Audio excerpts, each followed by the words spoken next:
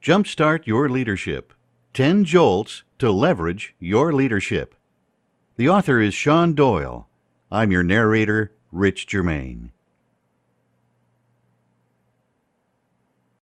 Chapter 1.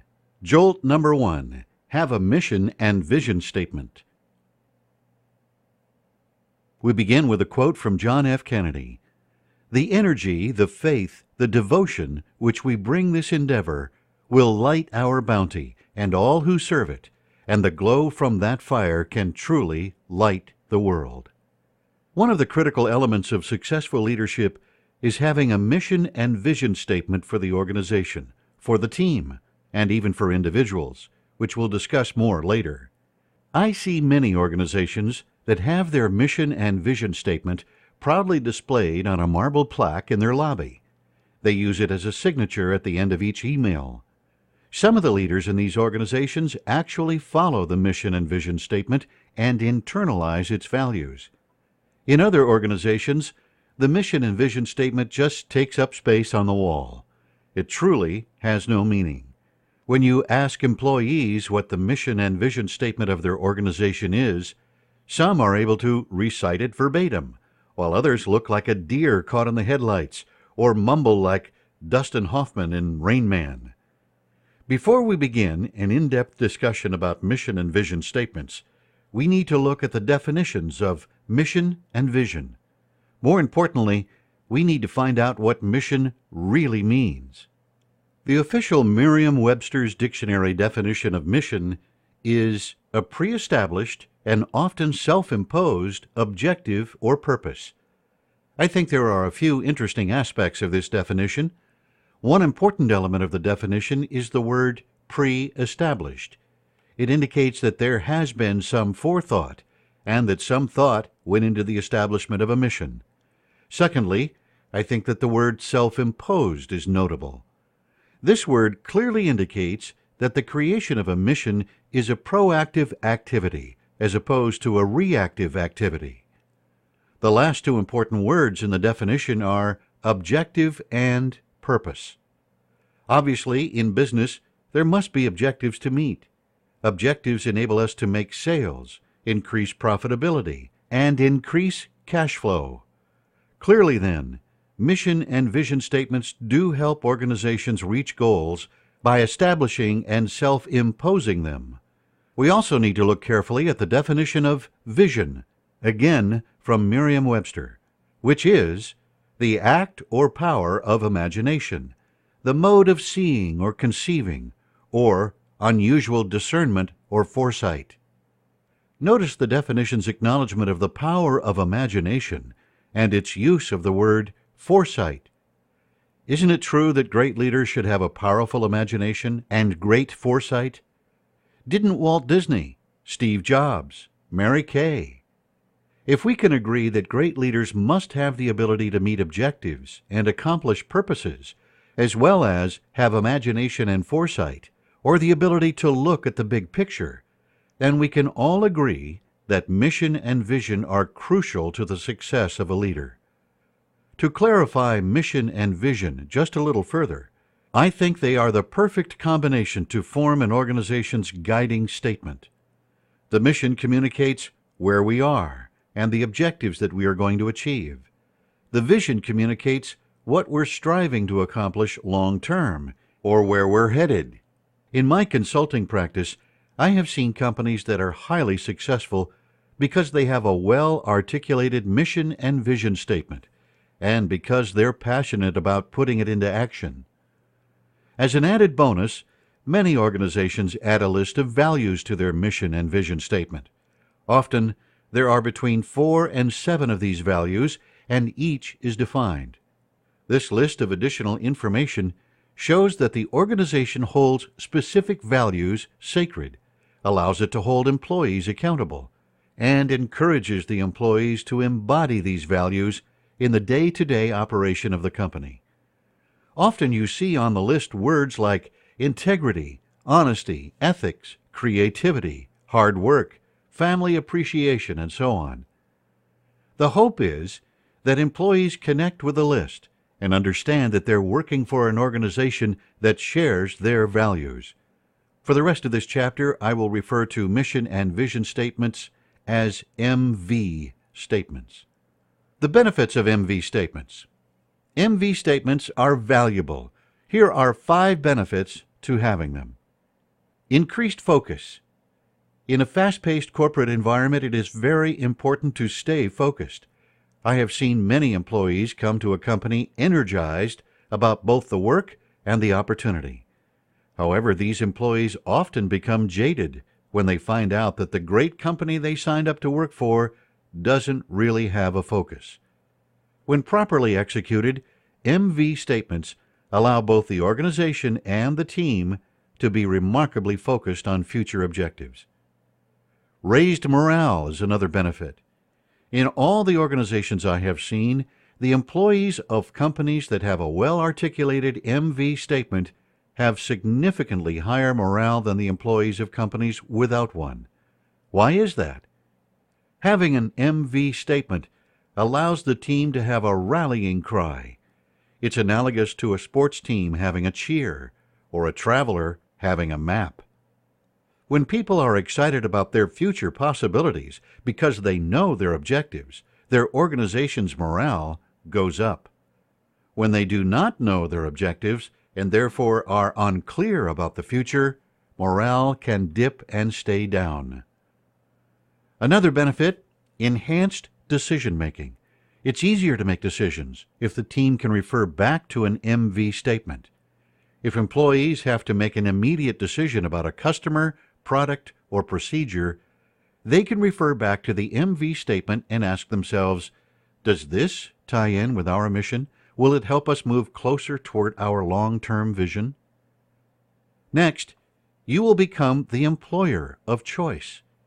Companies that have strongly defined MV statements tend to attract candidates who are smarter, more enthusiastic, and better overall.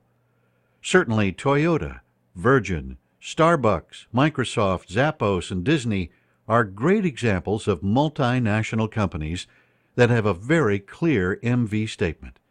As a result, they have amazing employees. Another benefit is strategic clarity. When companies have a specific MV statement, they're able to have clarity about developing and executing a strategy. This is because they can ask themselves, is this strategy aligned with our MV statement or not? It forces them to look at strategy through different lenses. So, what to do if you already have an MV statement? Well, if you do, somewhere within your organization, then you're one step ahead. So what now? I think the first step to take is to ask some very serious questions about your current MV statement as well as your values. The first question is, where is it? If your organization has an MV statement, where is it? I'm not necessarily talking about where it is physically, but rather where it actually is in terms of being adopted and woven into the fabric of the organization. I have seen many organizations that have their MV statement printed on glossy paper or included in their annual report. But that is as far as they've gotten. No one in a leadership role is actualizing it. Having an MV statement sitting in each employee's drawer, never referred to or acted on, and never influencing how the company is run, has absolutely no value. In fact, it might as well not even exist. As a leader, you really need to examine and assess where you are in terms of how aligned the current organization is with the MV statement. I once worked as a consultant for an organization that already had a well-written MV statement in place. It had been developed at corporate headquarters, but the team members in the field did not know about it and had decided to create their own. To make matters worse, within the division there were over a dozen separate areas, and each area had its own statement. This created a situation in which the team did not feel like a team because, to use a sports analogy, players were not playing from the same playbook, and in fact, they all had different plays. They could not figure out why they didn't feel like a team. Another question to ask is, who knows it? As a leader, it's very important to identify who knows about the MV statement. Is it known at headquarters? at the divisional level, or at an individual office level? Next, is it operational? Are the mission, vision, and values operational? Quite simply, are the words, ideas, and values expressed being put to work in each area of the company? For example, marketing, sales, shipping, finance. This is something you need to determine. On a scale of 1 to 100, how well would you say your organization operationalizes the MV statement? I recently stayed at the Red Rocks Casino and Resort in Las Vegas, Nevada. I must say that I found the resort impressive in many ways, including the employees' treatment toward me as a guest, the condition of the property, and the unique design of the architecture, which was clearly meant to provide an amazing, positive customer experience. When I arrived in my room, I noticed a small table placard sitting on top of one of the dressers. It began with the title A3 in bold letters. Below that it read, "Welcome to the Red Rocks Resort and Casino. Our mission is A3, which means anytime, any place, anywhere. As a guest of our hotel, tell us what you need, anytime, any place, anywhere, and we will make it happen." I thought that was brilliant because it obviously tied in with the resort's mission of customer service. The management was articulating A3 to both their guests and their employees at the same time. Now let's talk about translating mission and vision and values. I often see situations in which MV and value statements are developed at headquarters, but because the local employees are not involved, they feel disconnected from the statement. An employee in the North may feel disconnected because the MV statement was created in the South in a glass office building. Whose fault is that? The executives are obviously at fault for not communicating and driving their statement throughout the ranks.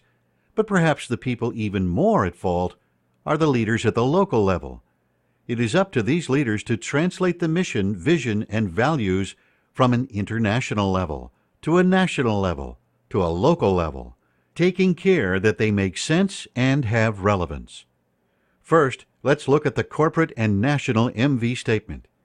If this already exists, does it exist in writing? Perhaps you can download it from the corporate website. You can also ask the communications department or human resources department if it is available on posters, coffee mugs, mouse pads, and so on. In many cases, lots of great promotional materials are created when an MV statement is first rolled out, but they end up sitting somewhere in storage. Find out whether any exist and how you can get them. It is now up to you to make sure that everyone knows and understands the mission, vision, and values from corporate headquarters and knows them well. Once the MV statement is in place, clearly communicated, and well understood, you're ready to move forward to the next level. Now look at the division or area MV statement. Should the division or area statement be exactly the same as the national one? I believe that the MV statement on a division or area level should be the same or similar. However, it does not hurt to customize it somewhat for a specific location. What is damaging is when the local statement is completely different from the company-wide one. That makes the division or area seem like a separate company and does not foster a sense of teamwork on a national level. You might legitimately ask at this point, if I work in the western part of the country, why does it matter whether my employees feel like they're part of a national team? All that should really matter is the fact that they feel like they're part of a regional or area team, right? Well, smart question. But I couldn't disagree more. Most employees want to feel that they're part of something larger and greater than they are. People want to feel that they belong to something. They take great pride in affiliation. When people feel that they belong to something larger, that they're working for the greater good, they tend to be more productive and have a higher level of morale and pride. When you have the division and area MV statement in place and it's clearly communicated and well understood, then you're ready to move to the next level, which is often ignored and misunderstood. Take a look at the team MV statement. The leader, working with the national and division or area statement, works to craft a team MV statement. Let's use the example of the marketing department. A marketing department may not be specifically connected to the national MV statement.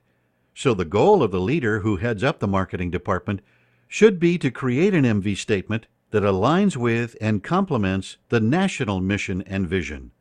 Let's say I own a cellular phone company.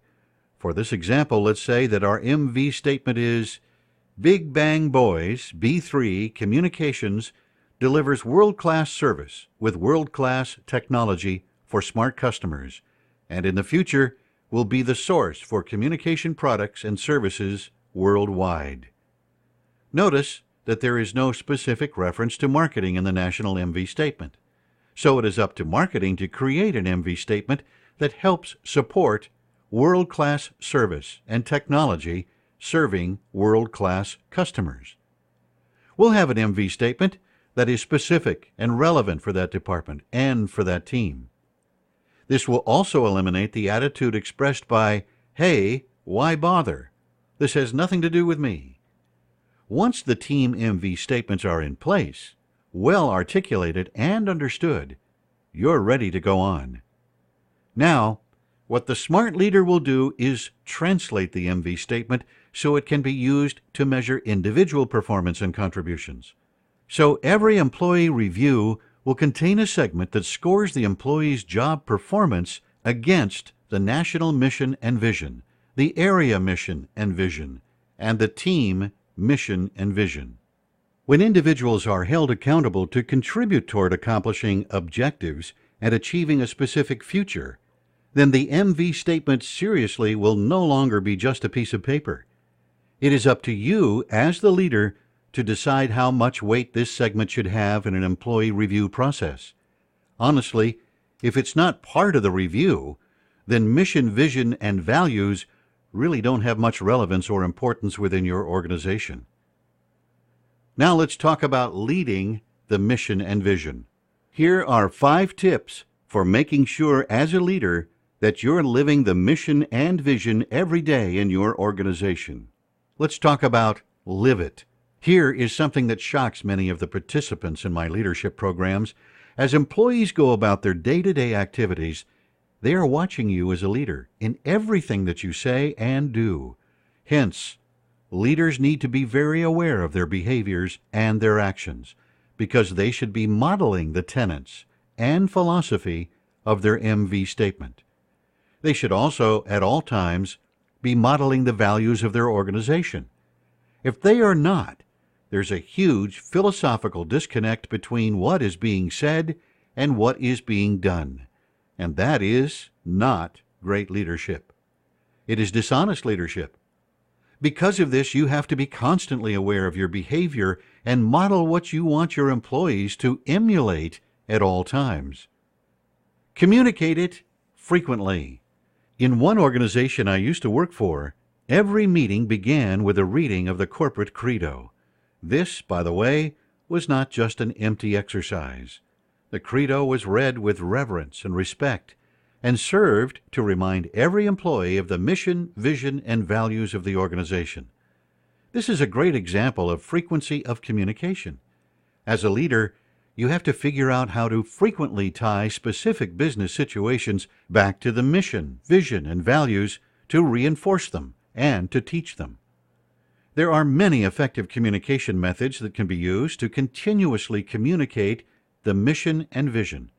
Speeches and meetings, newsletters, websites, email signatures, and printed materials can all be used to reinforce aspects of the mission, vision, and values in their entirety. I have seen leaders use various communication tools to constantly reinforce the message over time so that it eventually becomes woven into the fabric of the organization. You can also push it. Most of the great leaders that I see around the country are constantly pushing their MV statement. On specific projects, they ask, how does this relate to our mission and vision? They're always looking for ways to push and reinforce the MV statement, remind their team members about it, and establish its importance and relevance. This helps employees find ways to apply it to their work. You also want to hold others accountable to it. Great leaders hold their employees accountable to their mission, vision, and values. That means that when they're reviewing the results of a project, they ask specific employees whether the project reflects the true mission and vision of the organization. You also want to weave it into the fabric of the organization. As leaders work on different projects, they constantly strive to weave the mission, vision, and values into everything that they do. If they're giving a speech to a group, they mention them. If they're working on a project, they figure out how to weave a reference to them into the project. The goal, of course, is to get the team to a place where they start telling the stories and reinforcing the mission, vision, and values the same way the leader does. That is when the MV statement has become part of the organization's culture. What to do if you don't have a mission, vision, and value statement? If you don't have an MV and value statement, it's now up to you to create one. At this point, some clients will invariably say, well, I can't create one because I'm part of a large organization and my company doesn't have one. It doesn't matter whether your company doesn't have one or whether it's going to provide one in the future. Just get busy, boss. The most important leadership quality is being proactive. So if your company does not have an MV statement, it's simply up to you to create one.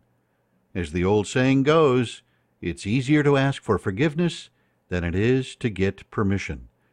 Besides, imagine the impact your accomplishment may have if the person you report to finds out that you were smart and proactive enough to get together with your team and create an MV statement. Very impressive. So all of this raises a very big question.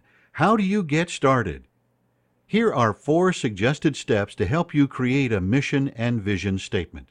I'm going to strongly suggest that your MV statement should not be developed by the executive team, but hammered out in a meeting with several people, ideally a meeting in which each functional team is represented. This way you'll get buy-in and better results because different people will have helped and added their perspective.